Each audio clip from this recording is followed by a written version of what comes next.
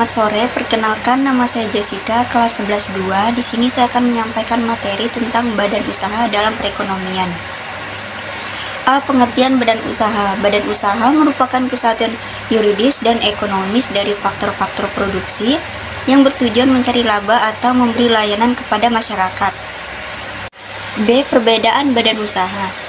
Dalam perusahaan, di antara keduanya terdapat perbedaan. Badan usaha merupakan kesatuan yuridis dan ekonomis dari faktor-faktor produksi yang bertujuan mencari laba atau memberi layanan kepada masyarakat, serta mempunyai bagian-bagian yang bekerja sama untuk mencapai tujuan tersebut. Bagian-bagian tersebut dapat terdiri atas bagian personalia, pemasaran, produksi, pengembangan, dan bagian-bagian lainnya. Contohnya adalah PT Pertamina atau Persero.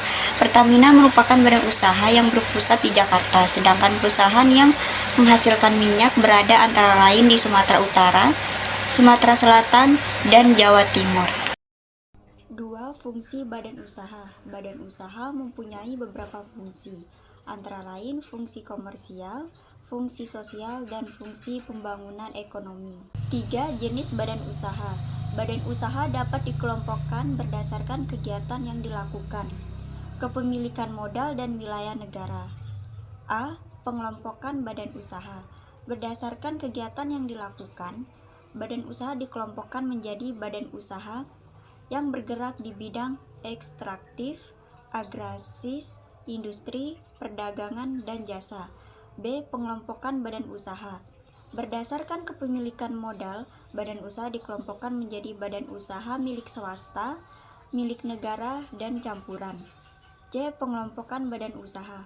Berdasarkan wilayah negara, badan usaha dikelompokkan menjadi badan usaha penanaman modal dalam negeri dan badan usaha penanaman modal asing. 4. Bentuk badan usaha di Indonesia.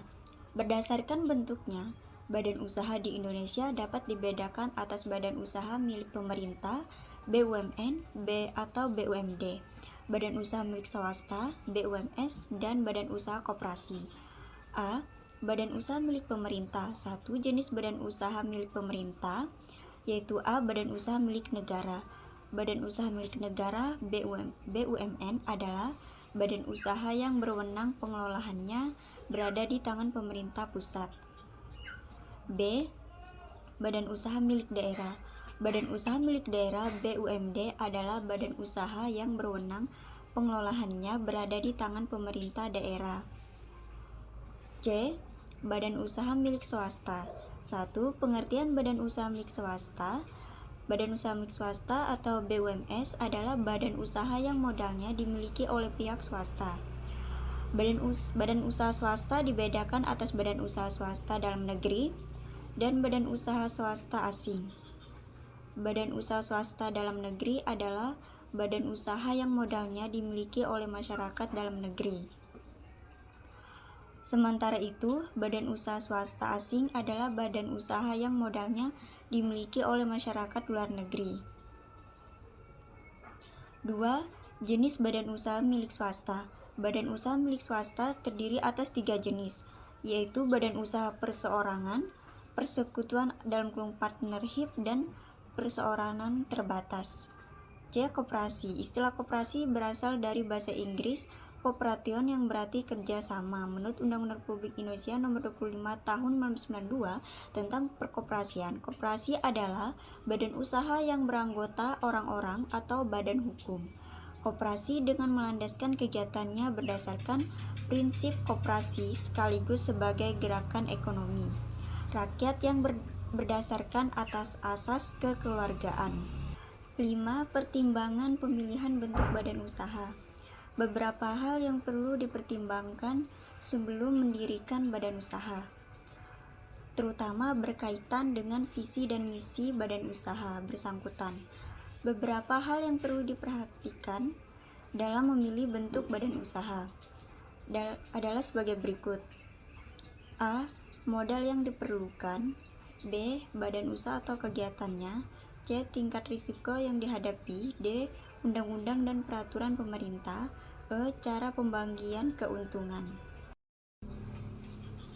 B. Keunggulan dan kelemahan BUMN, BUMD, dan BUMS. 1. Keunggulan BUMN yaitu A. Berusaha pada sektor-sektor yang menguasai hajat hidup orang banyak. B. Menyediakan barang dan jasa publik untuk kesejahteraan masyarakat. C. Membantu keberadaan usaha lainnya supaya dapat berusaha lebih baik. 2. Kelemahan BUMN yaitu A. Oleh karena sebagian BUMN bertujuan memberi layanan pada masyarakat, seolah-olah BUMN tidak perlu efisien dalam pengelolaannya. B. Maju mundurnya BUMN tergantung dari niat baik para penentu kebijakan dalam BUMN. C. Lambat dalam mengambil keputusan, karena pemilik atau pemegang saham atau pemodal adalah pemerintah, sehingga untuk setiap keputusan harus melalui birokrasi yang panjang. 3. Keunggulan BUMD antara lain sebagai berikut. A. Berusaha menyediakan barang-barang untuk kebutuhan pemerintah daerah. B. Sumber pendapatan hasil daerah. C. Menyediakan lapangan kerja. D. Memberikan keamanan kerja bagi pegawainya. 4. Kelemahan BUMD antara lain sebagai berikut. A. Pengelolaannya menyangkut birokrasi sehingga BUMD kurang cepat mengambil keputusan. B. Sering kekurangan modal. C. Maju mundurnya BUMD dalam banyak hal tergantung kepala daerah karena yang mengangkat dan memberhentikan direksi BUMD adalah kepala daerah. 5. Keunggulan BUMS adalah sebagai berikut. 1. Cepat dalam mengambil keputusan karena pemilik modal juga kadangkala menjadi pengelola. 2. Memberi kontribusi adalah menaikkan produk domestik bruto. 3. Cepat mendapat modal karena pengelolaan umumnya juga pemilik. 4. Penyumbang pajak pada kas pemerintah. 5. Banyak menampung tenaga kerja. 6. Penyedia barang dan jasa. 6. Kelemahan BUMS adalah sebagai berikut. 1.